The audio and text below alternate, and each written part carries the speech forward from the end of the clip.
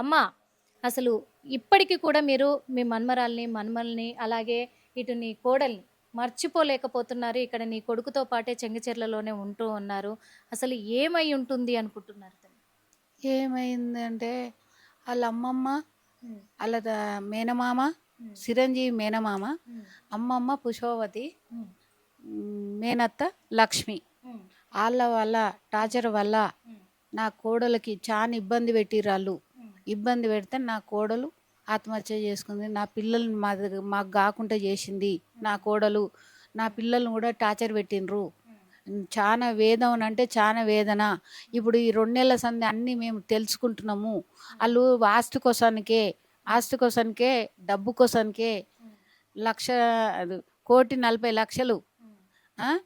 కిలోన్నర బంగారము, 2 కిలోల ఎండి, డాట్కా ప్లాట్ల కాయిదాలు, అప్పిచ్చిన కాయిదాలు అన్నీ మొత్తం తీసుకొని పిన్గని అక్కడ బీబీనార్ వేసి తోలిచ్చినాక 3 గంటల సేపు ఉండి ఇంట్లో మొత్తం శోధించి అన్నీ తీసుకొని ఒక ఫ్రెండు ఆమె మా పుష్పవతమ్మ ఫ్రెండు ఫ్రెండు బిడ్డ పేరు రేఖతోటి పంపించిర్రు.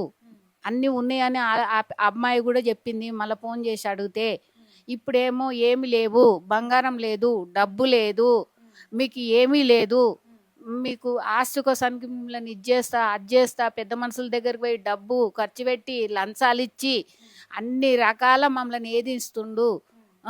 చిరంజీవి రెడ్డి, పుష్పవతి, వాళ్ళ వదినే లక్ష్మి ముగ్గురు కలిసి నా కుటుంబాన్ని నాశనం చేసిర్రు. మాకు న్యాయం జరగాలి. మాకు ఎటువంటి ఇబ్బంది అంటే మొత్తం పానభయం ఉంది మాకు. వాళ్ళు ఏమన్నా కానీ ఏం చేస్తావో చేసుకోపో, ఏం చూస్తావో చూసుకోపో, ఏడ మాట్లాడుకుంటారో మాట్లాడుకోపో, నువ్వేం చేసావు, నువ్వు ఏడ సంపాదించినావు, నువ్వు ఏం బిక్కొచ్చినావు, ఇగో ఇటువంటి రకాలు మాట్లాడుతుండు. బామ్మర్ది 18 ఏళ్ళు కూకబెట్టి సాదిండు నా కొడుకు. వాళ్ళ కుటుంబాన్ని మొత్తంలో 18 ఏళ్ళు కూకబెట్టి సాదిండు. నా కోడలు ఎప్పుడు వచ్చినా మంచిగా చూసేది. వాళ్ళ అమ్మ చూడనీయకపోయేది, మమ్మల్ని ఇంటికి రానియకపోయేది.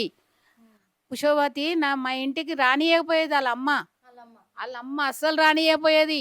ఏమున్నా కానీ ఏముంది మీకు, ఏముంది ఎకరాలు, ఎన్ని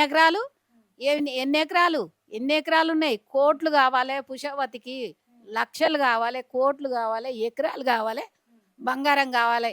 ఎప్పుడు చూడు నోట్లకెళ్ళి ఇదే టార్చర్ ఉండేది. టార్చర్ తోటి నా కోడలు ఇదైపోయింది.